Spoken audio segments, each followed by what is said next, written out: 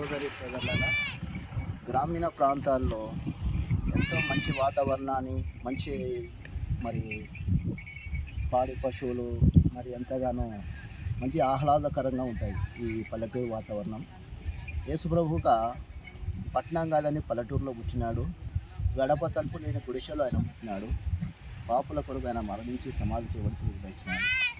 కాబట్టి ఆయన ఏమి నరబలెడతలేడు, లేకపోతే మనది ఆస్తి అడుగుతలేడు. హృదయం శుద్ధి చేసుకోమంటున్నాడు. సోదరులారా, is not about young and gold, but is in the gold. దేవుని దగ్గరకు వచ్చిన వారిని ఆయన గోల్డ్ లాగా చేస్తాడు. కాబట్టి పరిశుద్ధ గ్రంథం పవిత్రం చేసేది, మనసును పవిత్రం చేసేది ఆ రక్తము అటువంటిది.